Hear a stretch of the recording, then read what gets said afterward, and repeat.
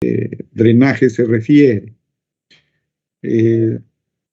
Básicamente, nosotros en lo que es drenaje vamos a, digamos, darle un tratamiento al agua en lo que respecta al agua subterránea. Y lo que es digamos, la eliminación de agua excedente a nivel superficial, pues es, digamos, perdón, es un poco, digamos, es más conocido.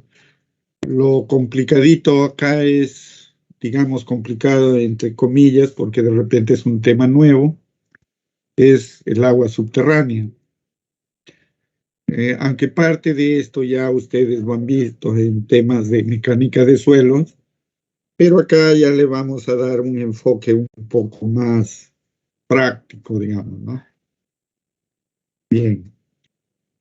En la clase pasada nos quedamos, creo, en esta diapositiva y vamos a ver lo que es el flujo a través de varias capas, a lo que se llama permeabilidad equivalente.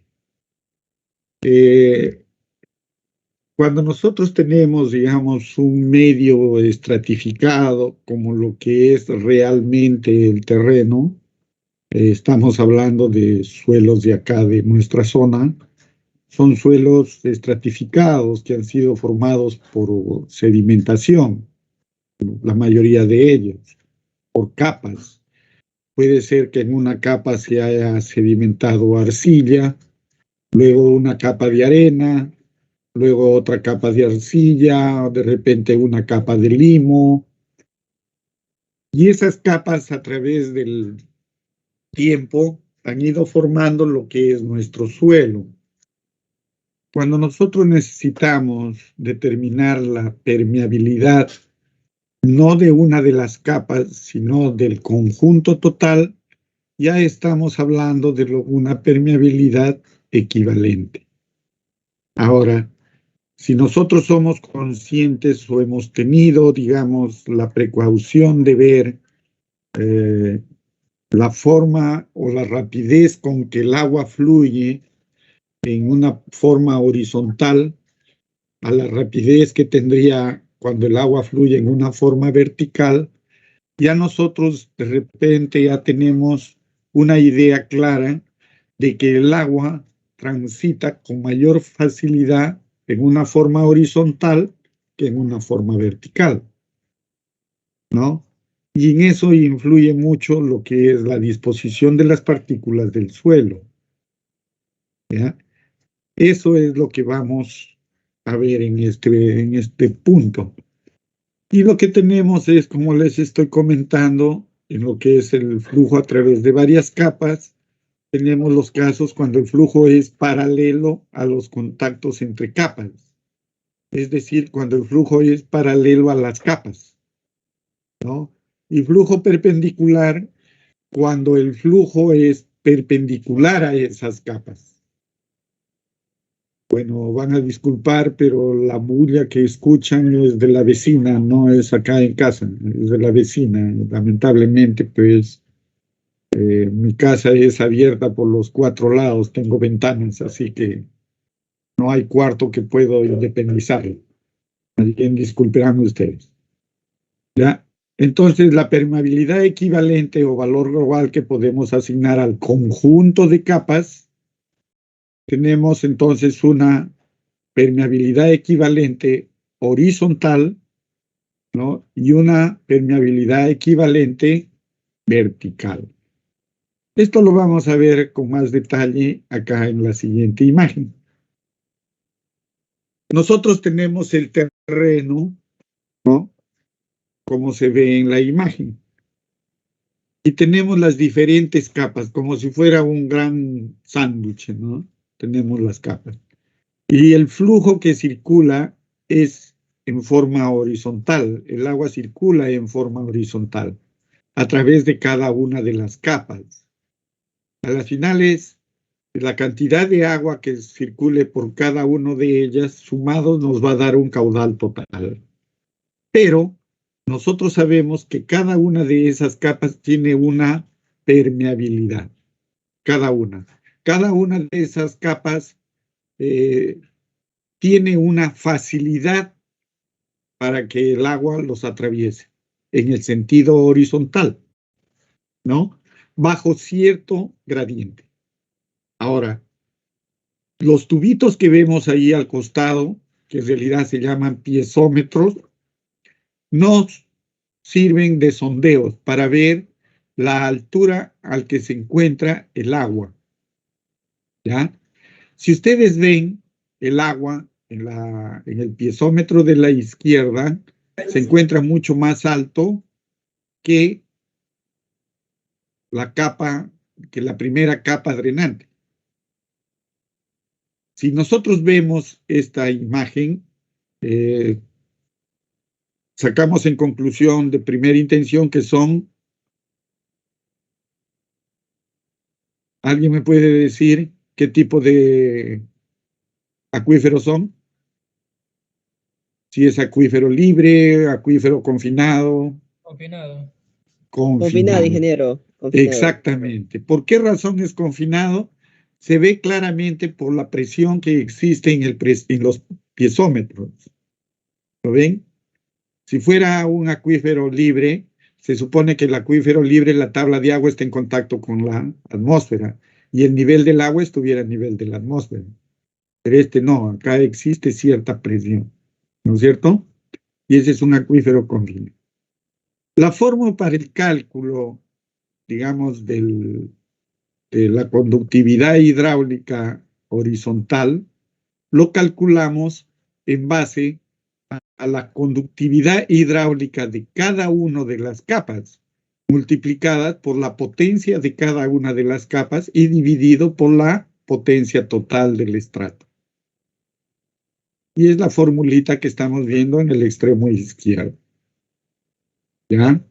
Y esa sería lo que es, nosotros ya hemos definido lo que es transmisividad. Y transmisividad es la permeabilidad por el espesor. Pero este de acá sería ya una transmisividad del conjunto, del total de las capas, ¿no? Sería una transmisividad promedio, digamos. De esta forma se calcularía lo que es la permeabilidad para un flujo horizontal, la permeabilidad horizontal. En el flujo vertical, o sea, perpendicular a las capas, ya lo vemos en la imagen, ¿no? Ya lo vemos en la imagen. Tenemos el caudal circula a través de las capas, pero en forma vertical. Y ahí tenemos también los piezómetros. Si lo vemos en la gráfica anterior, los piezómetros atraviesan el total de las capas. Pero en este, el piezómetro inicial está encima de la capa. Existe una presión en la capa superior. Y el agua circular, de arriba a abajo, ya tiene otra presión, ¿no? El otro piezómetro. La diferencia de cotas en los piezómetros nos daría la pérdida de carga. ¿Y cómo se calcula esa conductividad promedio en el sentido vertical? Pues considerando el total el espesor total de las capas y cada una de las potencias de esos estratos divididos por cada uno por su conductividad hidráulica. Son fórmulas muy sencillas de aplicar. Para verlo un poco más, digamos, claro, veamos este pequeño ejemplo. Dice, consideremos 3 capas. 2 capas de arena, que son los extremos, con una intercalación de limos. Se supone que la capa intermedia es un limo, con los espesores e impermeabilidades que se indican en la figura. Con las fórmulas anteriores de permeabilidad promedio horizontal y promedio vertical, calculamos el flujo horizontal y nos da 95 metros día el horizontal, es decir, en este sentido, horizontal. Y en el flujo vertical, 2 metros día. Y ahí pues observamos claramente que la capa intermedia, que tiene poquísimos centímetros de espesor, es irrelevante cuando el flujo es paralelo a las capas, a las capas. Pero tiene mucha influencia cuando el flujo es vertical, cuando debe atravesar. Y eso pues nosotros lo podemos verificar digamos, en pruebas de campo, ¿no? Lo podemos verificar. Es muy fácil de verificar esta situación. Pero hay que tener cuidado, mejor dicho, hay que tener presente que la conductividad hidráulica, por lo general, horizontal, es mayor que la conductividad hidráulica en el sentido vertical. Hay términos que nosotros debemos conocerlos, y esos términos son homogeneidad, heterogeneidad, isotropía y anisotropía, ¿no? Las fórmulas para el tratamiento del agua subterránea se basan o se calculan con ciertas consideraciones. Y esas consideraciones son las que nos permiten simplificar, digamos, el fenómeno real de tal forma que sea mucho más fácil su tratamiento. Ustedes saben que determinar o, digamos, deducir una fórmula para definir o calcular la trayectoria de una partícula fluida es algo sumamente complicado.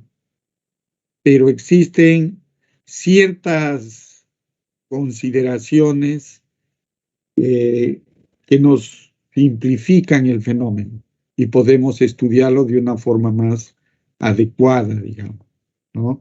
Y uno de ellos es, ¿qué es homogéneo? Homogéneo es cuando las propiedades del medio son constantes en cualquier lugar del mismo. Es decir, si hablamos de un medio, estamos hablando de un medio poroso, ¿no? Sus propiedades son iguales si es en un lado o en el otro. Y si no cumple esa condición, es un medio heterogéneo. Isótropo. En un medio es hidráulicamente isótropo cuando sus propiedades, como la permeabilidad, no dependen de la orientación de sus partículas. Es decir, es igual en cualquier dirección que se considere. Si la permeabilidad varía con la orientación, es anisótropo. Y esto sucede por lo general en suelos estratificados. Ya lo vimos. Significa que en este suelo la permeabilidad no es la misma en el sentido horizontal que en el sentido vertical. Esto es un medio anisótropo. ¿Ya? Ese es un medio anisótropo. Ahora, para que un medio sea anisótropo, pues es lo que existe realmente. Influye la granulometría del suelo, la disposición de las partículas del suelo. Ustedes, por ejemplo, saben que las partículas de una arcilla son láminas, son como escamitas, ¿no? Ahora, si nosotros ponemos lámina sobre lámina, formamos lo que es la partícula de arcilla. Ustedes saben por estudios de mecánica de suelos que esas láminas están compuestas de diferente material, ¿no? Por ejemplo, estamos hablando de la lámina silícica, una lámina lumínica y una lámina magnésica, creo. no recuerdo muy bien, pero son láminas. Entonces las partículas de la arcilla son como laminitas. Y eso pues nos da una clara idea de que la disposición de las partículas de arcilla le dan ciertas propiedades a la arcilla. Estas láminas, por lo general, de acuerdo a cómo se acomoden, hay una facilidad de ingresar o no ingresar el agua entre láminas, ¿no? Y esa disposición ya nos da lo que son las arcillas, las silitas, las morolinitas, ¿no? Las caolinitas, y que todas pues son, digamos, tienen una permeabilidad muy, muy baja, ¿no? Pero también, por ejemplo, tenemos las gravas, que son pues partículas gruesas. Pero si también nosotros, por ejemplo, tenemos las arenas, los limos, y de acuerdo a cómo se acomoden en el terreno, también incide en lo que es la permeabilidad de ese terreno, la facilidad con que el agua puede fluir a través de ellos. Otro de los factores que influye mucho en la permeabilidad es, por ejemplo, la compactación. Se supone que la compactación en un terreno reacomoda las partículas, ¿no? Muchos de ustedes de repente conocen los términos de compactación y el término de consolidación.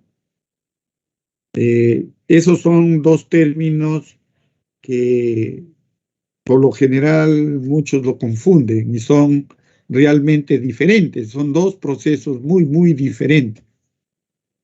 En lo que es compactación, uno elimina aire. Y en lo que es consolidación, uno elimina agua. Porque los procesos son diferentes. La compactación es un proceso que se da en un corto tiempo. Y la consolidación es un proceso que se da en un periodo de tiempo muy, muy largo, ¿no? Y ahí interviene mucho lo que es la permeabilidad de cada terreno, de cada medio. Si hablamos, por ejemplo, de compactación, cuando yo les digo que nosotros en la compactación extraemos aire, es que por medios mecánicos reducimos el volumen de vacío, ¿sí? Bajo un óptimo contenido de humedad, yo le paso una cierta cantidad de pasadas de una máquina y reduzco ese volumen de vacíos. Al reducir el volumen de vacíos, lo que estoy haciendo es eliminando aire. Pero en el proceso de consolidación, ¿no?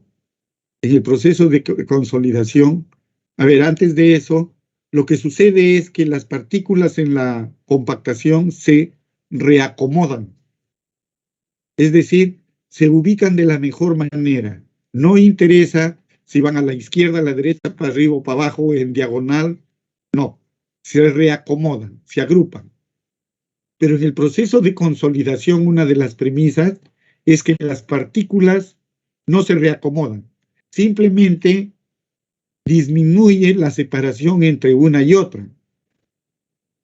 Pero disminuye por efecto de la salida del agua del interior del suelo, por efecto de las cargas externas que se les está aplicando. Es decir, que si dos partículas están separadas por una distancia d, ¿no? Con el correr del tiempo, esa distancia se va acortando, pero no existe movimiento relativo entre las dos partículas, simplemente un movimiento vertical. Por eso se llama consolidación unidimensional, es una sola dirección, ¿no? Las partículas no se acomodan. Y lo que hacen es eliminar el agua en el interior del terreno. Por eso una de las premisas que existe en lo que es consolidación es que el terreno es saturado. ¿Ya? Entonces, Un factor que influye en la permeabilidad también es la compactación. ¿Alguna pregunta al momento?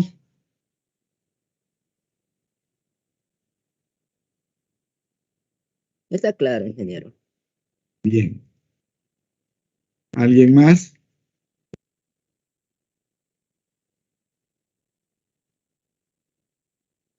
Bien, sigamos.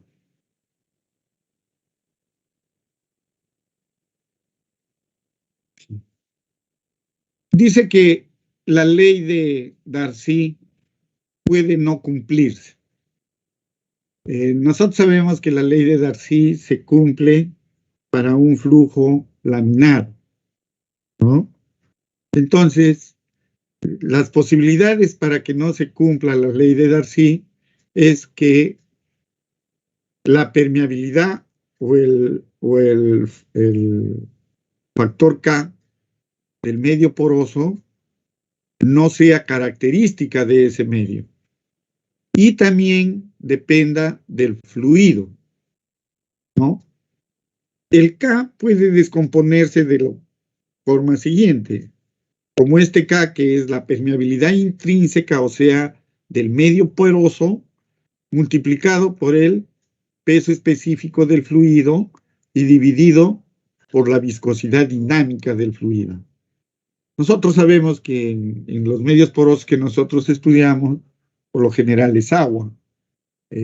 Esto pues tendría mucho mayor relevancia, por ejemplo, en la ingeniería petrolífera, ¿no? Donde ya el fluido que va a circular en el medio poroso ya es petróleo. Esto lo aplicarían ellos muy, digamos, sería un poco más incidente. Nosotros es simplemente agua, ¿no? Pero la viscosidad, ustedes saben que es, digamos, influenciada por la temperatura en los líquidos. A mayor temperatura, pues disminuye la viscosidad, eso ya lo tenemos claro, ¿no? Por nuestros estudios de fluido, ¿no? Y también nosotros sabemos que la viscosidad cinemática es la viscosidad dinámica entre la densidad. Ahora, la densidad es también dependiente de los esfuerzos, de las presiones, porque al aumentar las presiones disminuye los espacios vacíos y se incrementa la densidad. Y también lo que es el peso específico, ¿no? Que es igual a la densidad por la gravedad. Luego la fórmula anterior lo podemos definir como K por G sobre lo que es la viscosidad cinemática del fluido. Otra forma o otro factor para que no se cumpla la ley de Darcy es que la relación entre el caudal y el gradiente hidráulica no sea lineal. Recuerden que al inicio hablamos de que era la porosidad era un factor lineal, el gradiente hidráulico y el caudal. Pues lo que puede suceder es que no sea lineal, sino tenga, digamos, cierto coeficiente. Al no ser lineal significa que el exponente no es 1, sino puede ser otro valor, ¿no? Lineal es cuando el exponente es 1, es una recta. Pero si es otro valor, ya puede ser una parábola, ¿no? Una parábola cúbica, una parábola de cuarto grado, bueno, podría ser, es una función. Entonces, en el primer caso, al aplicar la ley de Darcy para cualquier flujo a través de una formación, por ejemplo, arcilla, el caudal obtenido sería muy bajo, pero en realidad no sería bajo, sería nulo. No hay circulación de agua, digamos, en una arcilla.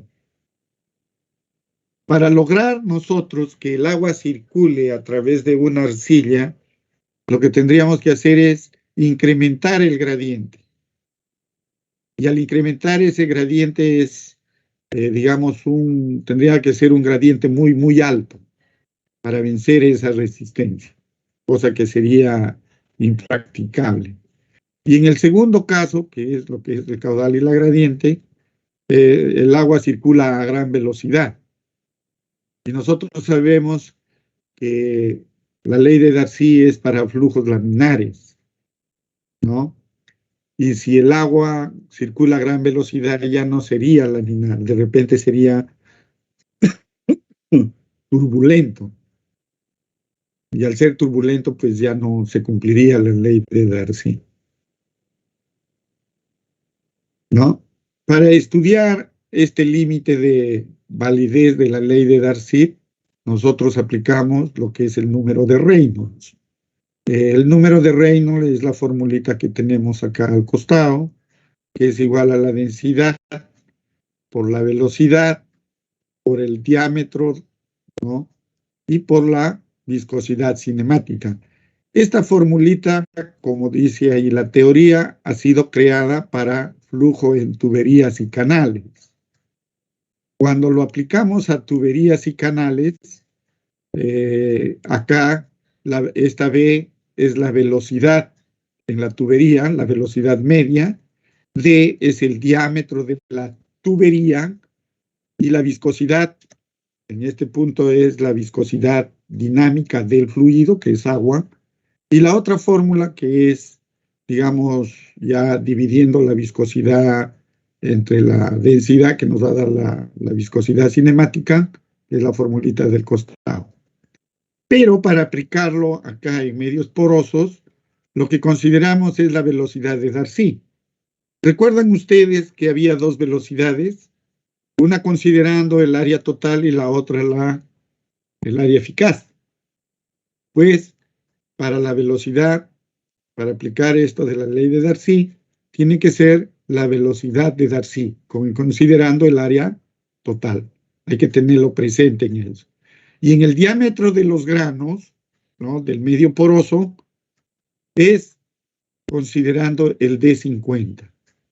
El D50 sabemos que es el porcentaje de peso que pasa, ¿no?, en la curva granulométrica, en la granulometría.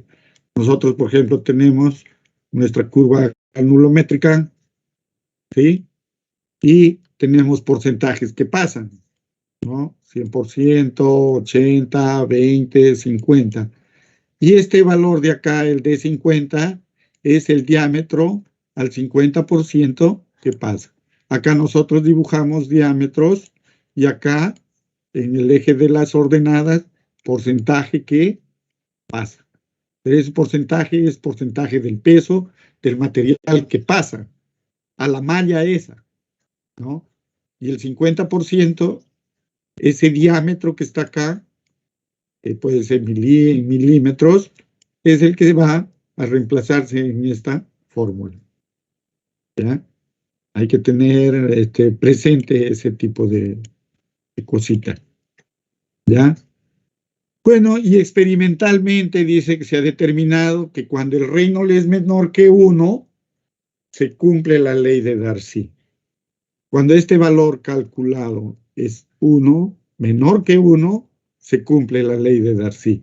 Es decir, el flujo que esté circulando por el medio poroso es laminar, ¿no?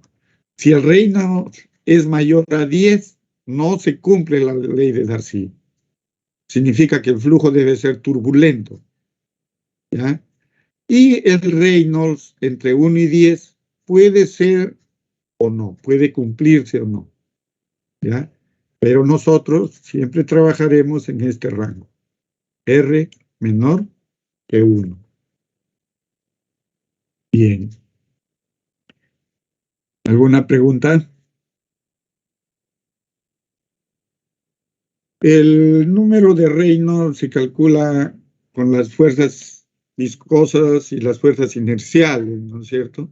Es una razón parece que es las fuerzas inerciales entre las viscosas. Se calcula y nos da esa fórmula, ese parámetro, ¿ya?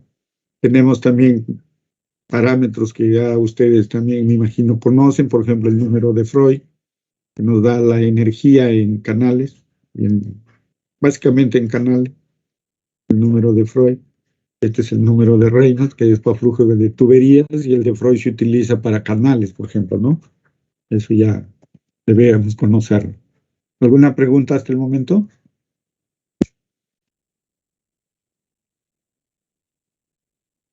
¿Jóvenes?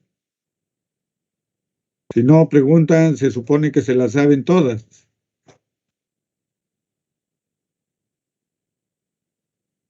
Bien, continuemos.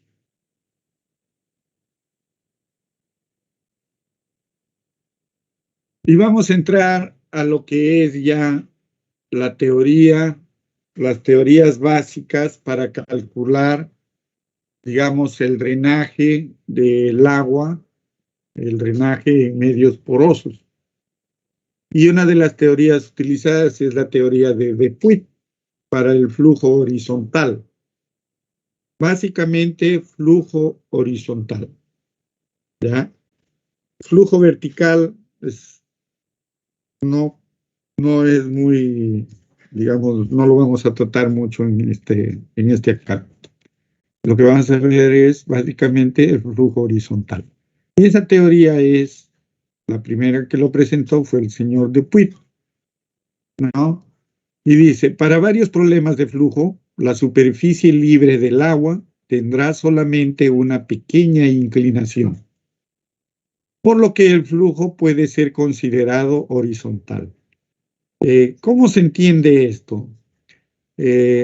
Cuando hablamos de superficie libre, por ejemplo, en un canal, si nosotros vemos un canal donde está fluyendo agua, la superficie libre del líquido se lo ve notoriamente como digamos, un plano inclinado.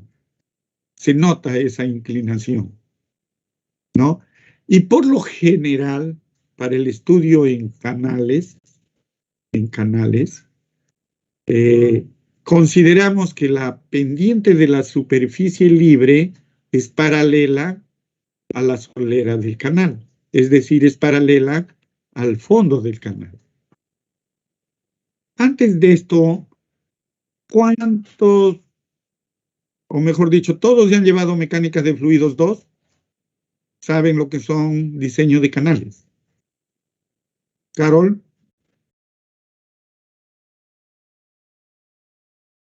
Carol. ¿Qué hemos llevado, ingeniero? Ya, se supone que usted conocen lo que es diseño de canales, ¿verdad? Sí, ingeniero. Bien, entonces no habría problema. Entonces, ya sabemos que cuando nosotros hacemos el estudio de estas estructuras, del diseño de estas estructuras, por lo general la superficie libre, para las fórmulas calculadas, la superficie libre es paralela al fondo del canal, es decir, tiene la inclinación de las soleras. Pero cuando el flujo es tan lento como es en el interior del suelo, este señor Dupuit ha constatado, ha verificado, ha considerado que la superficie del agua, la superficie libre, es horizontal. Al hablar de horizontal, estamos hablando de un nivel, digamos, horizontal. No interesa el fondo de la capa impermeable. Si la capa impermeable puede tener inflexiones, nosotros estamos considerando que la capa libre, la superficie libre es horizontal. A pesar de que existe un gradiente de velocidad. Ustedes son conscientes de eso, ¿verdad? Con lo que hemos visto anteriormente, para que exista un flujo existe un gradiente. Y ese gradiente básicamente es una inclinación. Pero a ser tan pequeña la inclinación, Dupuit lo consideró horizontal. Entonces dice que para pequeñas inclinaciones de la superficie libre del agua, las líneas de corriente pueden tomarse como horizontal. Ya sabemos cuáles son las líneas de corriente, ¿no es cierto? las líneas que van, mejor dicho, la trayectoria, que no necesariamente también es la línea corriente, por donde va una partícula de fluido, la que describe una partícula de fluido. Y al ser tan, digamos, mínima la velocidad, se considera pues que es horizontal. La velocidad del flujo a lo largo de dichas líneas de corriente es proporcional a la pendiente de la superficie libre del agua e independiente de la profundidad. Eso quiere decir, a mayor profundidad, las líneas de corriente siguen siendo paralelas. Dice, aplicable a pendientes de superficie libre de 1 en 5, hasta esa pendiente. Aunque 1 en 5 ya es una pendiente, digamos, apreciable, ¿no? Es un poco apreciable. Pero esto es, tómelo como un valor referencial. Dice, una ecuación general para la superficie libre se puede derivar de las hipótesis de Dupuit. ¿Cuáles son esas hipótesis? Las que vimos anteriormente, ¿no? La primera y la segunda. Estas son las hipótesis de Dupuit, ¿no? La velocidad del flujo y la inclinación de la superficie libre. Como fue propuesto por el señor Forstner, considerando una columna de suelo saturado sobre una capa impermeable de base delta de X por delta de Y. Se supone que nosotros tenemos la capa impermeable, el nivel del terreno, la tabla de agua, y lo que nos está diciendo es una columna de suelo saturado, una columna de suelo saturado, ¿no? Sobre una capa impermeable. Esta es la capa impermeable. La de abajo, capa impermeable, de base a delta de X por delta de Y. Es decir, esta basecita mide por un lado delta de X y por el otro lado mide delta de Y. Y una altura H, que es función de X e Y, en equilibrio dinámico. Y la velocidad en la dirección X, o sea, la componente X de la velocidad, lo llamamos Bx, y la componente de la velocidad en la dirección Y lo llamamos By. Ambas son componentes horizontales. Luego, la condición de continuidad se expresa de la siguiente manera. La velocidad en X multiplicado por la altura multiplicado por la base de la columnita menos la velocidad en X por la altura más la derivada parcial de la altura por la velocidad en X respecto de X multiplicado por el diferencial de longitud del otro lado del cuadradito y multiplicado por el delta de Y. Estos son los lados de la base, ¿no? Esto es en la dirección X, esto es la dirección Y, y esto me da igual a 0. Dividiendo toda esta ecuación entre esta área, me da lo que es esta ecuación en derivadas parciales, ¿ya? Por la segunda hipótesis de Dupuit, la conductividad hidráulica, ¿no? Siendo K la conductividad hidráulica, y reemplazando, obtenemos que la velocidad va a ser igual a menos K por la derivada parcial de la altura respecto a la dirección X, y la velocidad Y va a ser a menos la permeabilidad por la derivada parcial de la altura respecto a Y. Y la ecuación de continuidad dice, implica esto, ¿no? Que es la segunda derivada de la altura, ¿no? Respecto a X. Esto de acá, a ver, jóvenes, bueno, es una fórmula medio intimidante, pero no, o sea, Esto de acá es simplemente notación. Esta es la segunda derivada parcial respecto de h. De h respecto de x. Lo que significa es que yo voy a derivar a esta ecuación pues, la variable h 2 veces respecto a x, ¿no? Eso es. O sea, es una notación matemática. ¿Ya? Dice, la ecuación anterior es el resultado de Fresner para la superficie libre del agua. Si se aceptan las hipótesis de Dupuit, la ecuación anterior permite la determinación de la forma de la superficie libre del agua y de la velocidad en cualquier punto para un sistema de flujo por gravedad poco profundo y en equilibrio.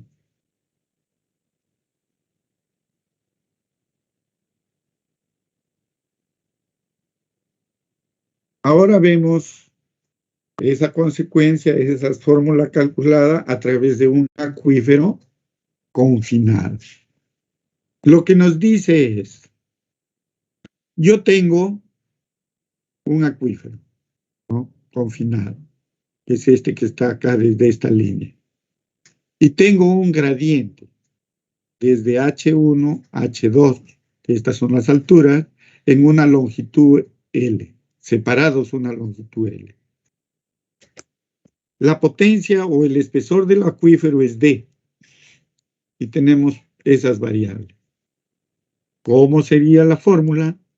Dice, donde el D es el espesor del acuífero, K es la conductividad hidráulica, Q es descarga por unidad de ancho del acuífero. Ustedes saben eso, no es una descarga unitaria. Eso nosotros lo hemos utilizado mucho en canales, por ejemplo, ¿no? La descarga unitaria es, por ejemplo, si yo tengo un canal compuesto, calculo el caudal unitario de una de las secciones, calculo el caudal unitario de la otra sección, ¿cierto? Para calcular el caudal total que descarga esa sección, lo multiplico por el ancho total, igual a otra. Lo multiplico por el ancho total, lo sumo los dos y tengo el caudal total de descarga. Esto es similar, ¿ya?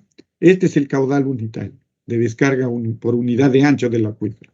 Si el acuífero tuviera, por ejemplo, 20 metros, ¿cuánto caudal descarga?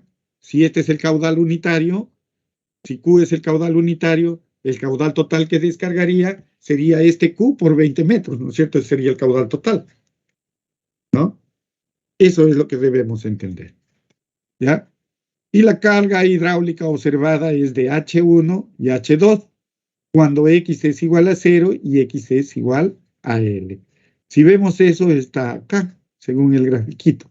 X igual a 0, aquí, y X igual a L. Cuando X es igual a 0, es H1, es la carga. Y cuando X es igual a L, es H2 la carga, ¿no? ¿Se entiende eso? Y por Darcy, vemos que el caudal unitario es igual a K por D, por el diferencial de Z respecto de ello, ¿no? Integrando entre los límites conocidos que ya hemos visto, el X0, que es Z1 es Z igual a H1, y el X, que es igual a L con H2, y reemplazando nos da el caudal unitario, que es esta formulita. Y cuando el acuífero dice tiene una amplitud omega, o sea, la longitud total del acuífero, ya lo multiplica por el omega y nos da el caudal total de descarga. Lo que les está comentando, haciendo referencia al canal, ¿verdad? ¿Alguna pregunta?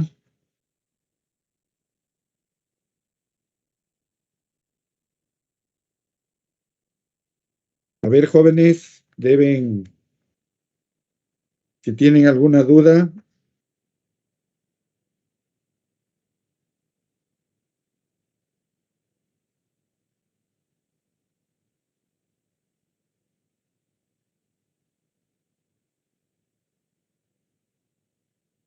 Bien, entonces continuemos. Ahora vamos a ver lo que es a través de un acuífero no confinado. ¿ya? Las condiciones se dan acá en la imagen. Tenemos igual H1, H2, el X, el eje X, el eje Z y la separación L. ¿Ya? Entonces, para un acuífero, dice no confinado, el espesor del mismo varía con X. Para una conductividad hidráulica K. O sea, el espesor, regresemos a la figura anterior, varía. ¿Lo ven? Varía. El espesor, estamos hablando de este valor. Acá tendría un valor, acá tendría otro valor, acá tenía otro valor, y varía desde H1 cuando X0 hasta H2 cuando X es igual a L. Este es un acuífero libre. Hemos visto que, recuerdan, en un acuífero confinado, esta era una línea horizontal, ¿no? Entonces, en un acuífero libre sí existe variante. ¿Ya? En un acuífero no confinado, el espesor del mismo varía con X. Para una conductividad hidráulica K, pues la descarga por unidad de ancho y aplicando la ley de Darcy e integrando, digamos, en parámetros ya conocidos, ¿no? En valores conocidos, ya obtenemos nuevamente la fórmula de descarga unitaria. Y si el acuífero tiene, digamos, una amplitud o un tamaño conocido, pues es la misma fórmula multiplicada por su amplitud. Esto es a través de un acuífero no confinado.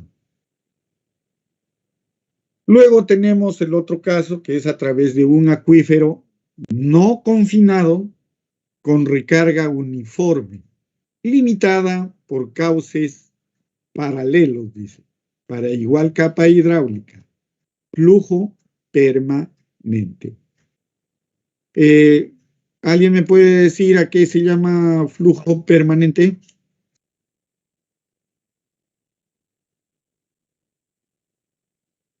Cuando las, digamos, propiedades del fluido no varían de un punto a otro, ¿no? No varían, digamos, en un punto a través del tiempo. A eso le llamamos permanente. O sea, no tiene variación. Es invariable con el tiempo. O sea, cuando es uniforme, ingeniero. Exactamente, ¿no? Es decir, no varía, ¿ya? Entonces, cuando hablamos de un flujo permanente y una recarga uniforme, estamos viendo un gráfico más o menos de esta forma. ¿Lo ven?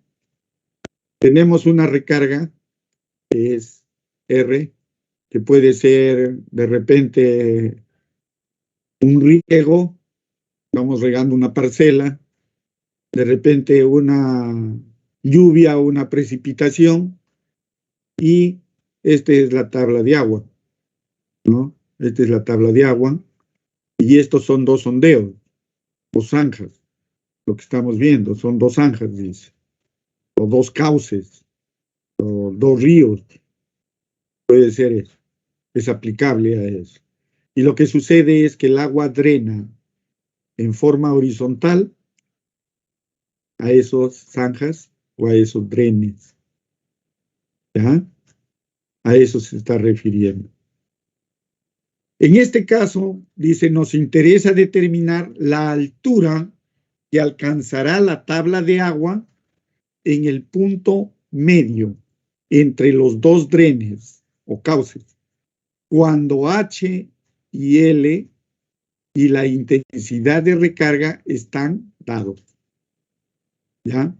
El grafiquito, ¿no?, que hemos visto, que es un acuífero libre con recarga R uniforme, bueno, como les indiqué, debido a una precipitación o a un riego, a este grafiquito, ¿no? Entonces, lo que nos interesa es ver qué altura llegará el nivel del agua. Cuando el agua drena y cuando el agua recarga. ¿Qué altura llegará en este punto medio? ¿Ya? Ese es digamos, el problema, la inquietud.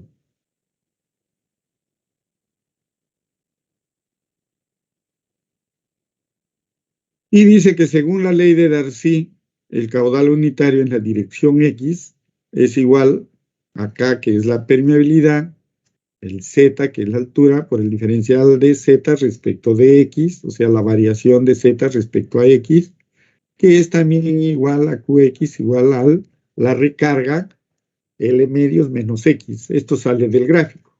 Integrando, ¿no?, entre ya valores conocidos, que ya son valores dados de H a H, de 0 a L medios, ¿no?, obtenemos esta fórmula. Este L. ¿Qué es lo que nos pedían? Calcular.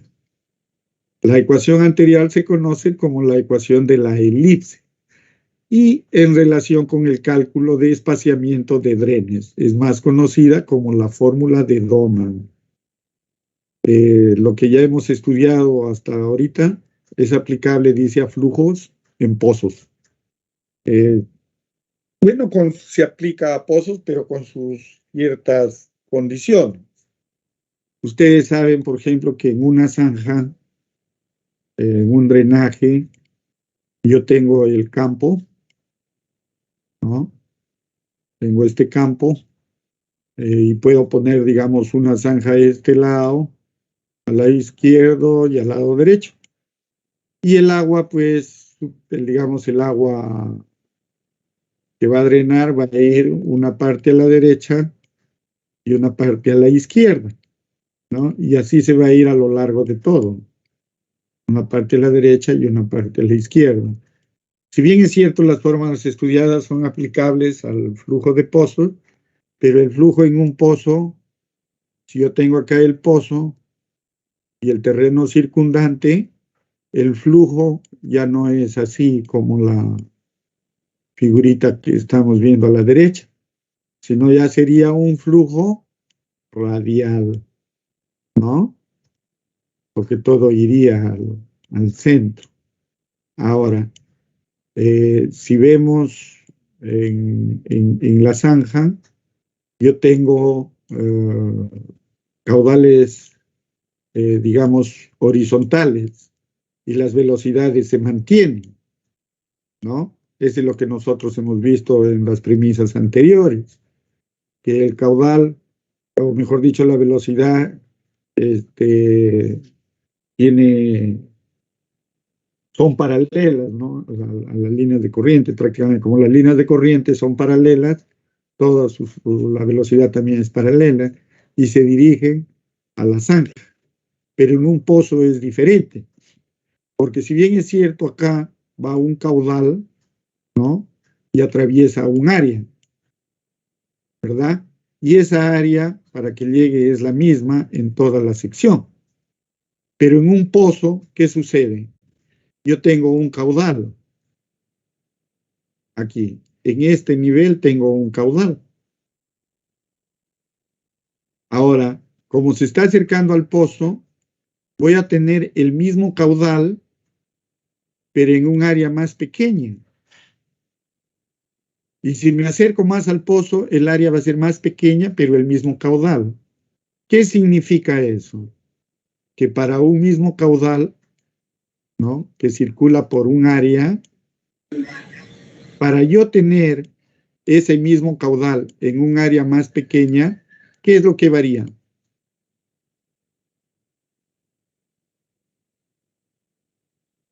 ¿Qué es lo que varía, jóvenes? La velocidad, ¿verdad? La velocidad. La velocidad. Eso es lo que varía, ¿no? Entonces, acá nosotros estamos considerando en la figura de la derecha velocidades de Darcy, o sea, velocidades laminares muy, muy bajas. Y por la generalidad en los pozos, en las inmediaciones del pozo, ya no se dan esas velocidades laminares, ya son velocidades un poco altas, ¿no? Que ya no se cumple de repente la ley de Darcy en las inmediaciones del pozo. Entonces, si bien es cierto, las fórmulas podemos aplicarlas a los pozos, pero bajo ciertas condiciones, ¿no es cierto? Bajo ciertas condiciones. Bien, ¿alguna pregunta?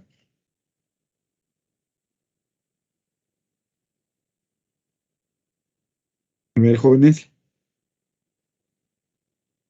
¿Alguna pregunta?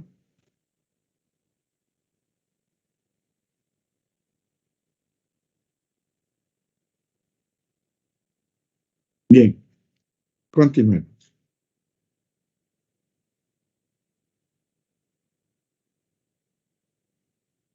Espaciamiento de drenes. Hasta lo anterior hemos visto las fórmulas, cómo circula el agua a través del medio poroso, las fórmulas que podemos aplicar. Como ustedes han podido ver, son fórmulas sencillas de aplicar, los parámetros ya están dados. Simplemente tendríamos que determinar algunos parámetros en campo, que sería, por ejemplo, la permeabilidad, el espesor del estrato, que son básicamente datos que nos tenemos que agenciar. La profundidad del estrato lo podemos hacer por perforaciones, ¿no? La permeabilidad con extracción de muestras, todo ese tipo de cosas. Entonces, todo lo anterior es simple de calcular, es aplicar la formulita. Pero esas formulitas nos van a servir para determinar que de acuerdo a cada medio, a cada tipo de suelo, yo voy a tener un diseño de dren, un diseño, una separación de drenes. No va a ser lo mismo poner, digamos, un dren en un suelo arenoso que poner un dren en un suelo areno-arcilloso, ¿no? De repente mi espaciamiento en un suelo arenoso, mi separación de drenes va a ser mucho mayor que en un suelo areno-arcilloso, porque su permeabilidad va a ser de repente menor a la del arenoso. Entonces, ese espaciamiento de drenes es, digamos, uno de los puntos que a nosotros nos interesa en nuestro diseño. ¿Ya? Dice, aplicable en el drenaje de tierras agrícolas o zonas pantanosas. Si yo quiero, digamos, o estoy diseñando una carretera y encuentro un área así húmeda en el eje de la vía y tengo que secarlo esa línea, esa zona, para poder ver o poder construir mi carretera. Entonces, haciendo un estudio de drenaje, puedo decidir si lo dreno o simplemente aplico otra tecnología. De repente desviar o de repente eliminar, hacer muros de encauzamiento, alguna cosa puedo hacer. O de repente hago pilas y toda esa zona lo paso a través de un puente. Eso depende mucho ya del análisis económico que nosotros le hagamos, ¿no? Pero nosotros lo que tenemos que hacer es un estudio de tal forma de que el proyecto sea viable, técnica y económicamente. Y hacer un estudio de drenaje es algo que debemos hacerlo, digamos, con minuciosidad, porque un drenaje es mucho más barato, digamos, que construirlo de repente el camino sobre un puente, sobre estructura para elevar la plataforma o construir muros de contención, ¿no? Y entonces, para hacer el tratamiento de esa zona, viendo la cantidad de agua, los flujos de agua, tengo que ver y diseñar qué espaciamiento van a tener mis drenes, ¿no? Y para eso, pues, debo aplicar algunas fórmulas, ¿no? Y una de las fórmulas que tenemos es las fórmulas del señor Donan, y que también ha sido, digamos, propuestas por el señor Glover y más adelante por el señor Doom. Pero hay una fórmula del señor Glover que lo trató el señor Doom, y bueno, por eso se llama Glover Doom, ¿ya? En estas fórmulas, dice, intervienen las constantes hídricas de los suelos y los requerimientos de profundidad de la napa freática y capacidad de descarga. Esos términos los vamos a ver más adelante. Dice, la conductividad hidráulica de los diferentes estratos, profundidad de la capa impermeable y el espacio poroso drenable dependerá del perfil del suelo. Valores que se tienen que medir en el campo o en laboratorio. Entonces, lo que les estaba comentando, necesariamente debo hacer estudios de campo para hacer este diseño. Y necesariamente debe haber una visita de campo, ¿no? Ahora, determinar la profundidad de la capa impermeable. Necesariamente tengo que hacer sondaje. Es decir, tengo que hacer perforaciones al terreno. Y esas perforaciones nosotros ya sabemos cómo hacerlo por nuestros estudios de suelo. De repente hago perforaciones con barrena, ¿no? Con cuchara posteadora, de repente con un equipo SPT.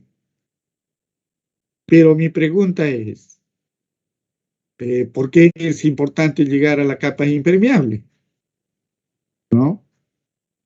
Porque necesito yo ver cuál es el espesor de ese estrato húmedo, de ese estrato que contiene contiene el agua, ¿ya? Ahora, el espacio poroso drenable o porosidad efectiva se puede estimar con la cantidad de agua que sale del suelo cuando la napa freática baja de un nivel H1 hasta un nivel H2.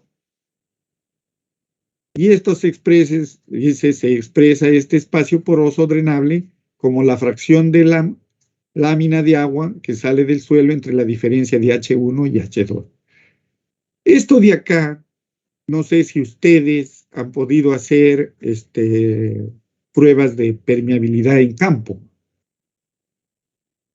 A ver, si alguno de ustedes ayuda o asiste o trabaja con algún ingeniero, por lo general cuando se hace sistemas de agua y desagüe, se utiliza o se diseña también el sistema de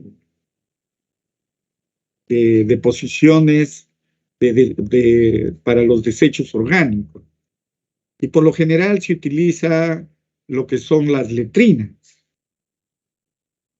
Ahora hay otros sistemas, de acuerdo a la nueva ley, creo que le llaman UBS, Unidad Básica de Saneamiento. En esos sistemas ya se le da cierto tratamiento al desecho orgánico y luego se lo elimina. Pero para hacer un diseño adecuado de estos sistemas, lo que se hace es determinar la permeabilidad del terreno donde se va a colocar esa estructura. Y lo que se hace es una prueba de permeabilidad en ese terreno.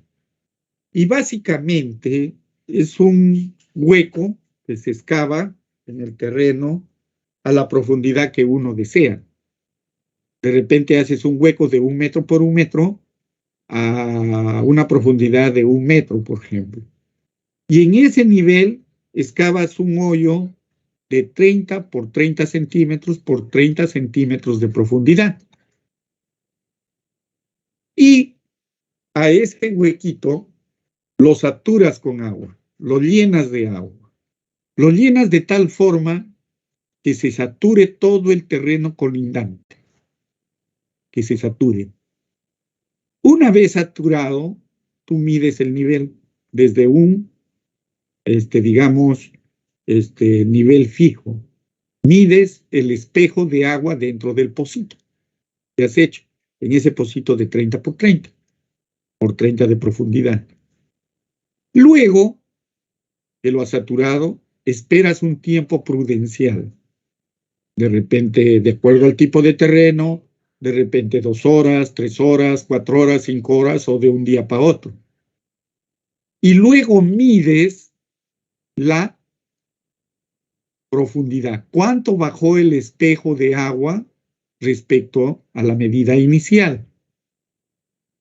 Esa diferencia de alturas, por unas fórmulas básicas que tenemos, se puede calcular la permeabilidad del terreno.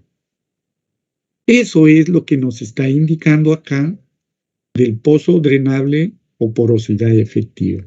Es algo similar a lo que les estoy indicando. ¿Se entendió esta partecita? Carol, ¿se entendió? Sí, ingeniero. Bueno, espero que sí. Esto de acá es muy, digamos, ese procedimiento es algo muy práctico para determinar la permeabilidad.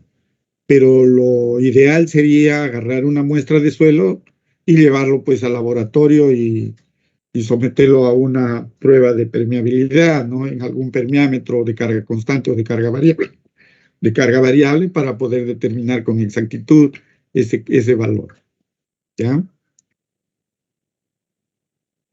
Dice que los requerimientos de profundidad de la napa freática dependen de los cultivos, del clima, del tipo de suelo, del proceso de salinación. Cuando hablamos de profundidad de la napa freática, voy a regresar al grafiquito. A ver, voy a regresar a este grafiquito para que ustedes tengan a esta profundidad. Se refiere a esta profundidad, ¿no? Recuerden cuando hablamos, ¿no? Cuando hablamos de la capa radicular donde la planta se desarrolla, significa que yo debo deprimir el nivel freático de tal forma que no le afecte a la planta, que no lo seque, ¿no? Debo deprimirlo de tal forma de que tampoco lo deje, digamos, muy seco al terreno. Ustedes saben que en algunos terrenos, si vamos a construir, todo terreno tiene cierta humedad natural, ¿no? O tiene una tabla de agua que es normal. Y ustedes también han estudiado, me parece, en mecánica de suelos, si mal no recuerdo, es un capítulo que se llama esfuerzos efectivos. Y en los esfuerzos efectivos intervienen lo que son los esfuerzos neutros, ¿no? Los esfuerzos que recibe el agua, que sostiene el agua. O sea, el agua también carga cierta parte del peso de la estructura.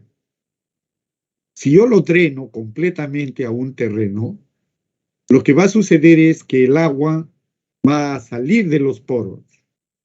Y al salir de los poros del terreno, simplemente se va a ir consolidando, va a ir disminuyendo la separación entre partículas y lo que va a originar es que exista un asentamiento en la superficie. Se va a ver, se va a notar como un asentamiento superficial. Y si ese asentamiento es, digamos, muy brusco, muy grande, puede generar fracturas en los edificios, en las estructuras, o el hundimiento mismo de la estructura. Uno de los efectos más notorios de drenar el agua de un terreno es, por ejemplo, en la Ciudad de México. Si ustedes ven o revisan en internet cómo la Ciudad de México, hay un palacio, si mal no recuerdo, es el Palacio de Bellas Artes, me parece. Ese Palacio de Bellas Artes prácticamente se ha hundido, si mal no recuerdo, algo de 2,5 metros a 3 metros ya. Y lo que ha sucedido es por la extracción del agua de su napa freática, por el exceso de explotación del agua subterránea. Lo que ha sucedido es que el terreno se ha ido hundiendo y algunos edificios ya han quedado enterrados. Otro caso de este tipo, en suelos, digamos, es también, no recuerdo muy bien la ciudad, pero una torre se ha hundido, no es Pisa, en Pisa es otro tipo de problema. Ahí el problema me parece ha sido arcillas blandas, pero cuando es por drenaje sucede ese tipo de cosas, hundimiento, ¿ya? Entonces, cuando hablamos de profundidad de la napa freática, dice depende del tipo de cultivo, ¿no? Es decir, qué cultivo es y qué requerimientos de agua necesita ese cultivo para poder yo determinar cuánto voy a profundizar esa napa. Del clima, significa que si el clima es lluvioso, la napa va a tener cierta variación, pero no mucha, porque en un clima húmedo significa que al existir precipitaciones constantes a lo largo de todo el año, significa que la napa freática no va a tener mucha variación. Yo puedo establecer un nivel, pero si el clima tiene, digamos, las estaciones muy marcadas, ¿no? Hay un periodo de mucha lluvia y hay un periodo muy seco, significa que la napa freática va a tener una variación muy fuerte, muy sustancial, muy marcada, de un nivel alto a un nivel mínimo. Eso también debo conocerlo. Y también del tipo de suelo, que eso ya nosotros lo sabemos, ¿no? No es lo mismo una arcilla a una arena. Y también de los procesos de salinación. ¿Ya? Esto básicamente es en lo que es agricultura, para la agricultura. Ahora, los requerimientos de capacidad de descarga dependen del clima, de los métodos de riego, de las filtraciones, del tipo de suelo y de los cultivos. Acá hay dos términos diferentes. Uno es requerimientos de capacidad de descarga, o sea, de lo que eliminó, ¿no? Lo que estaba a transitar en mi dren, y el otro es los requerimientos de profundidad de la napa freática. Son dos cosas muy diferentes, aunque dependan de los mismos factores. ¿Lo ven? Clima, tipo de suelo, clima, tipo de suelo. ¿Ya? Los requerimientos de profundidad de la napa freática y de capacidad de descarga juntos son los llamados normas de drenaje, ¿no? Y estas normas de drenaje pues se pueden formular de diferente manera. ¿Ya? Dice, los requerimientos o normas de drenaje pueden ser formulados de diversas maneras. Por ejemplo, como una descarga, con una descarga de R metros día. Lo que descarga es esto, lo que sale por el dren. La napa freática debe ser mantenida a una profundidad A, bajo la superficie del suelo, ¿no? Entonces, a mí me dicen que la cantidad que debo botar el agua, debo drenar el agua para que se mantenga una profundidad A.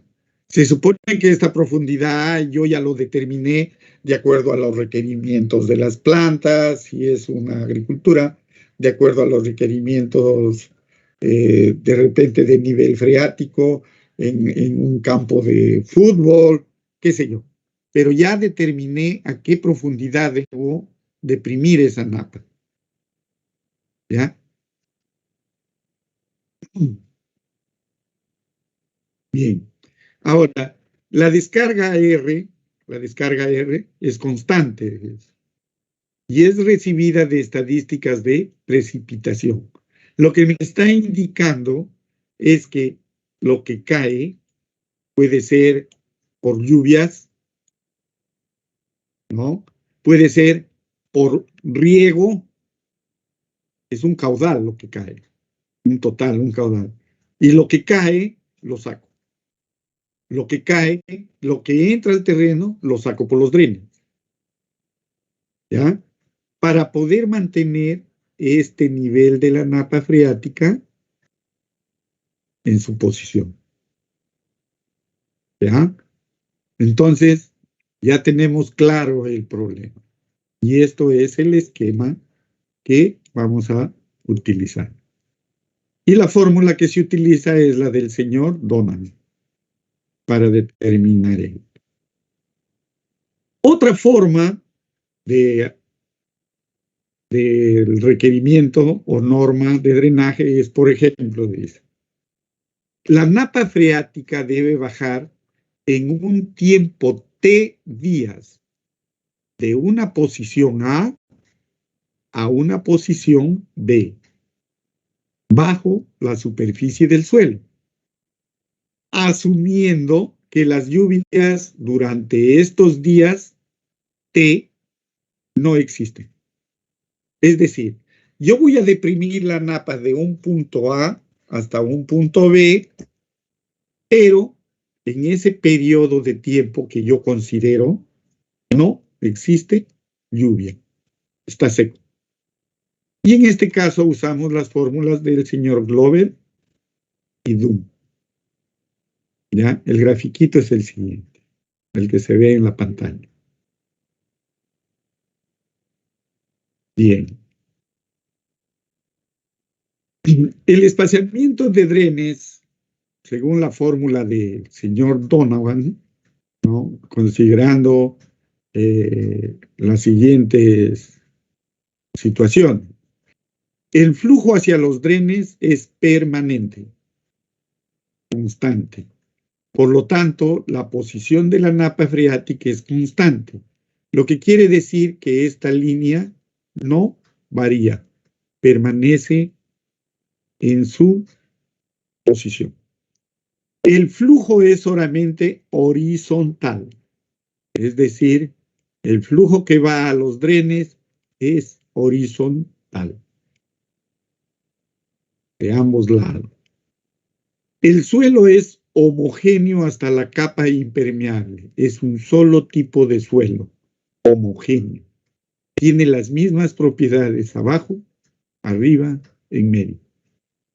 Hay un sistema de drenes paralelos infinitos en ambas direcciones. Lo que significa es que si esto es el área a drenar, este dren es infinito a través de toda la longitud. No es que el dren quede a la mitad o sea solo un pedacito de dren, porque en ese caso tendría que hacer ciertos recorridos el agua. No. Y al hacer cierto recorrido ya sería, digamos, un flujo ya bidimensional de otro tipo. Nosotros debemos ser un tipo, el flujo es horizontal, ¿sí? Y el dren es infinito, o sea, lo atraviesa en la totalidad del área drenada, ¿no? Y en ambas direcciones. La recarga es homogéneamente distribuida, lo que significa es que este R es en toda el área, no es que acá es R1, acá es R2, no. En total es una recarga uniforme. Y la fórmula del señor Donovan es la que se muestra en pantalla. Y todos los datos ya están conocidos y también están referidos al gráfico. ¿Ya? L es el espaciamiento de los drenes, K es la conductividad hidráulica, B es la distancia entre la napa freática en el punto medio entre los drenes hasta la capa impermeable, D es la distancia desde la superficie del agua en la zanja o el tubo de drenaje hasta la capa impermeable, R es la cantidad de agua que hay que drenar. Y esta fórmula es aplicable, si lo vemos la imagen, la figura anterior, acá están los valores B, K, D, L, Es aplicable, dice, cuando B menos D sea mucho menor que D. L sea mucho mayor que D. El perfil debe tener una conductividad hidráulica más o menos homogénea hasta la capa impermeable. Es decir, que la conductividad hidráulica de todo este manto de suelo es la misma. ¿Ya? Es la misma. Y esa es la fórmula de cálculo.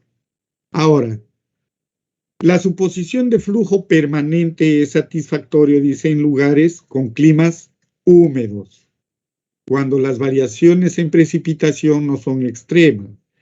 Como les comentaba, ¿no? En clima húmedo, las precipitaciones no tienen, digamos, una variación muy fuerte, ¿no? Y tratándose de drenajes conectados con irrigaciones, dice, la recarga es no permanente. Frecuencia de riegos. Cuando hablamos de tratándose de drenajes conectados, significa que cuando nosotros hacen el riego de una parcela, el riego es digamos, en un día, pasa un periodo de tiempo y nuevamente se riega. O sea, existe una frecuencia de riego. ¿Ya? En este caso, la recarga R y la velocidad de descarga no son iguales. ¿Ya? Cuando no son iguales, ya, bueno, se aplica otro tipo de fórmula. ¿Ya? Bien. Ahora, cuando sucede esto, cuando no son, digamos, existe, no es constante esa recarga, ya vamos a utilizar lo que es la fórmula del señor Glover y Doom. Bien. Ahora, en lo que es la fórmula de drenaje para este tipo, ¿no? La fórmula dice, debe responder a qué. ¿Cuánto descenderá la napa freática y cuál será la velocidad de descarga de los drenes como función de su distanciamiento y de la recarga no permanente? Para responder esta pregunta ya utilizamos lo que es la fórmula del señor Glover, ¿ya? Teniendo en consideración lo que hemos indicado en la parte superior. Bien, el gráfico es el siguiente, ¿no? Para el uso de la fórmula de Glover, tenemos una napa freática inicial, luego tenemos una napa freática deprimida, ¿no? En un tiempo, digamos, en un periodo de tiempo, y en ese periodo de tiempo debemos calcular esas alturas, ¿no? Con qué cantidad de agua vamos a eliminar. Ahora, la fórmula, como lo ven, es la que se muestra en la pantalla, que es la fórmula de Glover, del señor Glover. Esta es una fórmula inicial que presentó, ¿ya? Donde L es el espaciamiento de los drenes, K es la conductividad hidráulica, D el espesor del estrato, donde solo hay flujo horizontal, P es el espacio poroso drenable, H sub 0 la napa freática sobre el fondo del dren antes del descenso, HT la altura después del descenso y T es el tiempo en que debe ocurrir ese descenso, ¿no? Como ven, es una fórmula simple, ¿no? Que es simplemente para aplicar. Ahora, ¿qué es D y cómo se calcula D? ¿Qué es B y cómo se calcula B? Está aquí.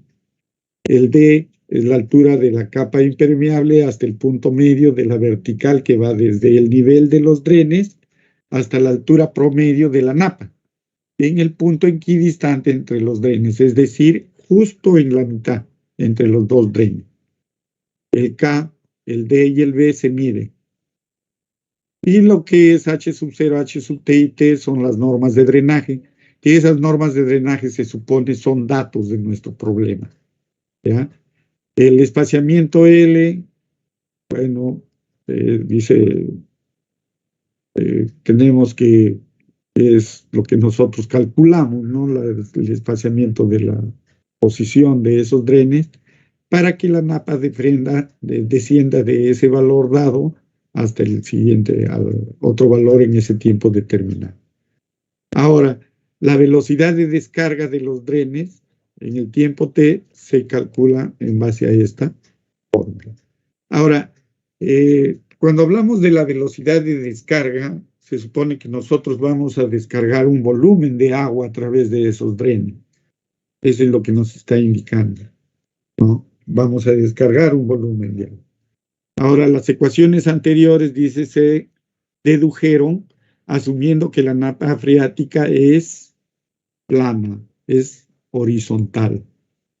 Esta. Existe solo un flujo horizontal, pero la napa es horizontal. ¿Ya? Esa es cuando fue la fórmula del señor Glover. Ahora, el señor Dunn ya considera que debe existir una cierta resistencia vertical, ¿no? Y que la napa freática debe ser curva. Y pues una curva, me parece que es una elipse de una parábola de cuarto grado o algo así, ¿no? Dice Glover presentó una nueva fórmula en 1960 para el espaciamiento de drenes en situación de flujo no permanente. Dice, obtenida asumiendo a t igual 0, la napa freática tiene la forma de una parábola de cuarto grado, ¿no? Esta es la fórmula ya de Glover-Dunn. Si lo ven, es casi la misma fórmula anterior, pero existe una pequeña variación. Creo que es en el coeficiente de 1,16, me parece. A ver. Sí, acá está la variación. 1,27 y 1,26. 1,16. Bueno, y ahí también varía el otro valor. Bueno, las fórmulas de Glover, dice, se basan solamente en flujo horizontal, para flujo horizontal. No toma en cuenta la resistencia vertical y radial. Y la resistencia radial se puede incorporar en la fórmula anterior usando el espesor del estrato equivalente. ¿Cómo se calcula el estrato equivalente? De acuerdo a estas fórmulas que están indicadas acá, que ya son valores conocidos. Bien.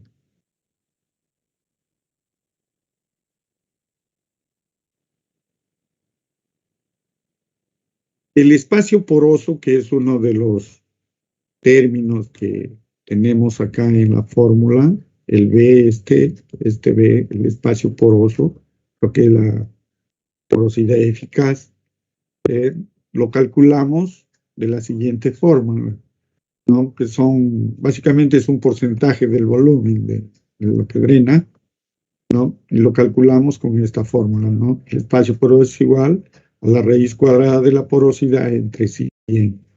Ahora, el tiempo, la fórmula de Glover se puede calcular con esta fórmula exponencial, ¿no? Este coeficiente del reservorio dice incorpora las características físicas del suelo y este es un valor que ya nosotros lo obtenemos en tablas. El resto ya es simplemente reemplazar. El cálculo del espaciamiento de los drenes, sabemos que, bueno, es un cálculo por tanteos, es un cálculo iterativo. Asumimos un valor L, reemplazamos en la fórmula con todos los valores establecidos, calculamos y nuevamente vamos calculando hasta que los dos valores, el inicial y el final, nos den aproximadamente iguales y hasta ahí se llega, ¿no? Ese es básicamente para calcular el distanciamiento de los drenes, ¿ya? Básicamente eso es hasta ese momento ya tenemos de qué forma distribuir nuestros drenes, calcular digamos, la ubicación de nuestros drenes.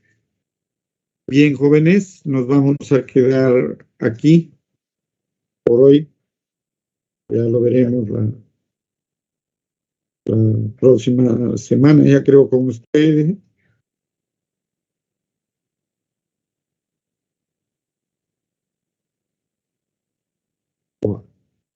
Ya nos quedamos aquí. Voy a pasar lista para los que no pudieron contestar. El señor González, Artur González, ¿se encuentra? Presente, ingeniero Artur González. La señorita Fiorella Pérez. Presente, ingeniero. Buenas noches. Buenas noches. La señorita Marjorie Guevara. Presente, ingeniero. Buenas noches. Buenas noches. Bien, jóvenes, quisiera hacerles una precisión. Hay muchos de ustedes. Sí, señor Roel, dígame. Señor González, dígame.